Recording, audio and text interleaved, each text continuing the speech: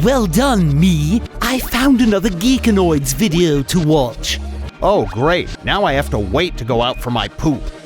Hi everyone, this is Dave from Geekanoids, and in this video I want to take a look at the Fitbit Flex on the left here and the Sony Smartband SWR10. Now the Fitbit Flex, this actually runs on either iOS or Google Android. I've got it running here on my iPhone 5S, so let's start the Fitbit application up. And the Sony Smartband runs on Google Android, so I've got the Lifelog application running on my Sony Xperia Z2. Now before we have a look at the differences in the applications and how the fitness trackers actually work, let's have a look at these two a little bit closer. So as you can see, they both look pretty much identical in shape, and in fact they are very similar. Both of them are silicone wristbands, and then they have a little tracker device that fits inside.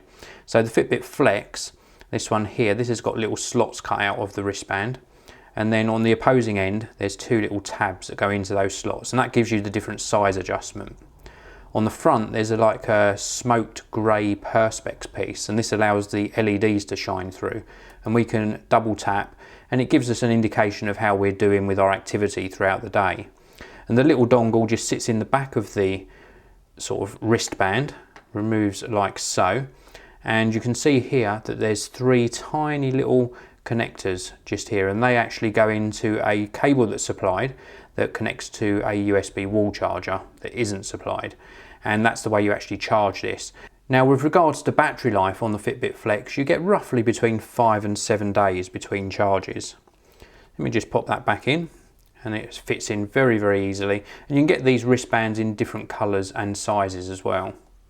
Now having a look closer at the Sony Smartband SWR10 now, and it's very similar. The main differences are though that we've got holes instead of slots, and then the little tab on this end has got two round tabs on, and it's got the Sony logo on the back, very nicely designed.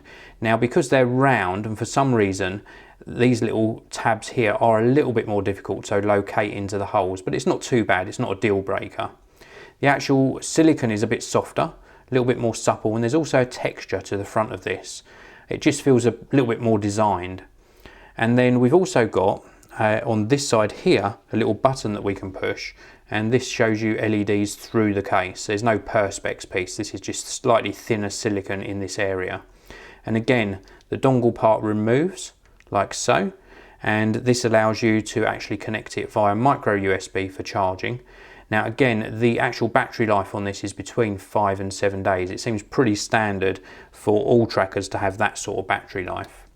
So now let's go back and have a closer look at the apps and how they interact with these two devices. So let's start with a look at the Fitbit application on the iPhone 5S here.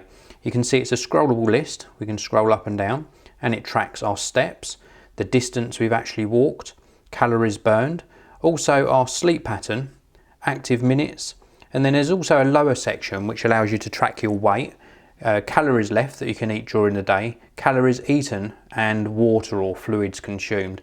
These bottom sections you have to actually log the activity manually.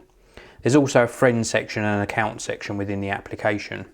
And when you go into one of these, it gives you more detail. So perhaps if we go into the sleep portion, it actually gives you a little graph on the screen, and that shows you whether you were restless, awake, or in a deep sleep. So very detailed and nicely laid out, very simple. Let's move across to the Lifelog application. A lot more colourful in its design, and in fact it's got a lot more features in here as well. So let's just have a very quick look. We've got a bookmark, we've also got calories, we've got steps, we've got minutes and hours that we've walked, running, we've also got a sleep as well. We've also got this one here, if we go into here, it's communications. This is how long you've spent on the phone.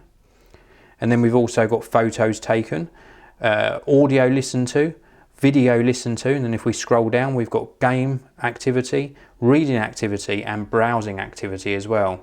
So it's really a lot more fully featured, and in fact it logs all of the activity you do on the phone within the Lifelog application, so it's really nice indeed. Let's go into the sleep one here and we can have a look at the difference between the two. As you can see, although they're displayed differently, they're very similar in the information that they're tracking. They're giving you an idea of your deep sleep, your light sleep, and your awake time. And it does that via movement, nothing more than that. So let's go back on both of the applications. And I want to talk to you now about the actual tracking of steps or movement. So I'm going to go into yesterday on the Fitbit application. If I can just get it to scroll back a day. There we go, so that's into yesterday. And it says here I did 5,697 steps. Let's go into the steps on here. And again, we'll go back a day. And you can see on the same day, on the 9th of May 2014, the Sony Smartband tracked 3,803 steps. Now you can see here there is quite a discrepancy. And I did a similar test to this when I compared the Fitbit Flex to the Jawbone Up 24. And the Jawbone Up 24 was indeed tracking roughly about 50–60% of the steps that the Fitbit Flex was. A lot of people commented on that video and said, well, maybe it's the Fitbit Flex that's wrong. So I've done the same test here, where in both of these at the same time, on the same wrist, and you can see that the Sony Smartband is in fact tracking around about 60% to 65% of the steps that the Fitbit Flex is. So which one's wrong? Is it this one that's inaccurate, or is it indeed the Sony Smartband? So I did another test. I did a test where I wore both of these and I actually counted out 200 steps.